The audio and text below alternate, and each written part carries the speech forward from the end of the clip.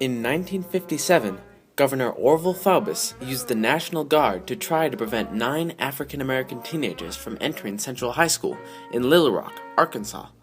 In response, Charles Mingus, a famous jazz double bassist, wrote Fables of Faubus, a song that mocked the governor as a ridiculous fool who supported violence. In addition, Louis Armstrong called Governor Faubus an uneducated plowboy, and President Eisenhower two-faced and having no guts for not enforcing the school's desegregation. Armstrong also decided not to go on a goodwill tour to the Soviet Union, saying, "The way they are treating my people in the South, the government can go to hell." Their reactions to this event show how the civil rights movement drove jazz musicians to speak out against segregation in the United States. In fact, this era became a turning point in jazz history, prompting many black musicians to protest racial discrimination and to take charge of what they felt was their music through new jazz styles that reflected black pride.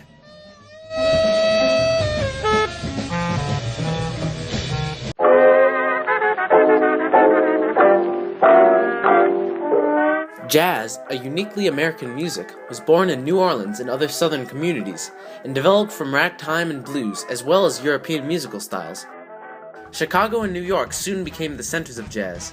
In the 20s, during the Jazz Age, white patrons were drawn to clubs to hear this new music performed by black musicians, and in the 30s, during the swing era, it became America's favorite music. As in the rest of American society, this did not mean that whites and blacks could mingle without barriers. In fact, although black pianist Duke Ellington and his orchestra performed for white patrons at the famous Cotton Club in New York, they were not allowed to interact with the audience. Black and white musicians rarely performed together. For example, while white clarinetist Benny Goodman and black pianist Teddy Wilson recorded together in the late 30s, they only performed together on stage during intermission. Also, when Artie Shaw's white band toured the South with black singer Billie Holiday in 1938, and later black trumpeter Roy Eldridge in the mid-40s, they both quit because the audiences treated them with such hostility. People in jazz were hoping to make social strides, but it was very difficult because of the segregated nature of society. White managers would often exploit black musicians both on stage and in the recording studio, overbooking them and not paying them what white musicians were paid. Southern trees bear strange fruit. There were musicians and promoters who spoke out against racial injustice. For example, jazz singer Billie Holiday sang "Strange Fruit" to protest lynching and racism many years before the civil rights movement. She first performed the song in 1939 at Cafe Society, one of the first fully integrated nightclubs in New York, and it became her signature song for the next 20 years. John Hammond, a white manager and promoter, used his considerable fortune to help discover and make a name for countless black musicians. Norman Granz, another promoter, would sometimes take down the white and colored signs from the bathrooms and theaters at which his groups were performing. He told one white Texan who objected, "You sit where I sit you. You don't want to sit next to a black? Here's your money back." While these people had an impact, it was the events of the civil rights movement in the 50s and 60s that had a profound influence on many jazz musicians and prompted them to write songs expressing their zeal for social change. One of the early jazz protest songs was written in 1958 by black tenor saxophonist Sonny Rollins. After Rollins was refused an apartment because of his race, he wrote the Freedom Suite, which described the joy, anger, and struggle of blacks in America. This song also inspired black drummer Max Roach, who performed on Freedom Suite, to devote a whole album to protesting racial discrimination. Roach was one of the most outspoken jazz musicians during the civil rights movement, and believed that jazz was black music. His album, We Insist, Freedom Now Suite, was one of the strongest political statements of the early 60s. This album related slavery to the current socio-political condition of blacks, supported the contemporary freedom struggle, and showed an affinity with Africa. From then on, Roach decided that he would only produce socially significant music. Abby Lincoln, the singer for this album, used her voice and musical talent to protest how African Americans were treated. In 1963, 4 Ku Klux Klan members bombed a Black Baptist church in Birmingham, Alabama, killing 4 young girls. This tragic event prompted jazz musicians to respond. Jazz saxophonist John Coltrane wrote Alabama shortly after this event, and modeled his saxophone playing in the piece after the speech Martin Luther King Jr. gave at the girls' funerals.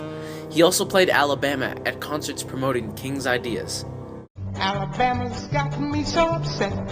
Jazz, blues, and folk singer Nina Simone wrote Mississippi Goddamn in response to the church bombing and the assassination of Medgar Evers. Simone was an outspoken civil rights activist who performed several tunes dedicated to the civil rights movement, including I Wish I Knew How It Would Feel to Be Free. Many other jazz artists responded musically to the events surrounding them.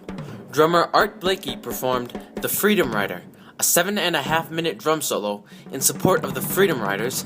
Guitarist Grant Green and trumpeter Blue Mitchell each wrote a jazz tribute to the Selma March of 1965 for black voting rights, and the Clark Terry Quintet performed Serenade to a Bus Seat to honor Rosa Parks.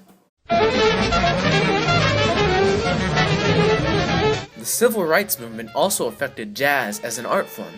Avant-garde or free jazz musicians challenged traditional rhythm, harmony, form, and sound, making music that was atonal, dissonant, and often confusing to the average listener. Many black leaders and jazz musicians saw this jazz as a form of political protest and as authentic black music. For example, King, in the program notes for the 1964 Berlin Jazz Festival, praised jazz musicians for championing the search for racial identity among American Negroes. Influential black author Amiri Baraka insisted in the early 60s that the innovative playing of avant-garde jazz musicians was central to black identity and the black pride movement, calling free jazz as valid of a political statement as the Southern civil rights protests. Likewise, black pride militant Robert Williams thought avant-garde jazz represented the political struggle for freedom, and would often play what he called freedom jazz on his radio station, Radio Free Dixie.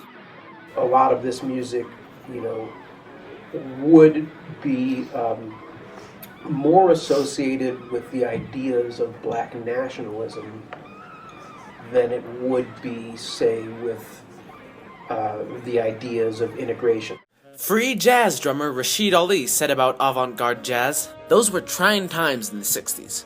People were screaming for their rights and wanting to be equal, be free. I think that's where that really free form came into it. Everybody wanted to relate to what was happening now, and I'm sure that music came out of that whole thing." Coltrane eventually threw himself into the free jazz movement, sometimes playing 1 or even 2-hour solos. He became a leading figure in a type of music that had to do with freedom when freedom was what blacks were fighting for. Free jazz musicians often spoke out for social change, further confirming their music as political. As avant-garde jazz saxophonist Archie Shepp said in a New York Times article, "Free jazz's only prerequisites are honesty and an open mind. The breadth of this statement is as vast as America. Its theme, the din of the streets. Its motive, freedom." Some believed that only blacks should play jazz and formed black-only groups. For example, in 1965, free jazz musician and educator Muhal Richard Abram started the Association for the Advancement of Creative Musicians, which was a group run completely by black musicians. This group was involved with civil rights protests and tried to unite the black community. The civil rights movement clearly brought jazz to the forefront as a cultural form.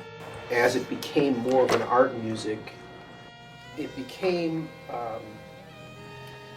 more of a matter of cultural pride among certain artists that jazz and the heritage of jazz was black music and black created music. The fight for civil rights became a turning point for black jazz musicians because it prompted them to use their music to protest injustice and to take charge of what they felt was black music through new jazz styles that reflected freedom.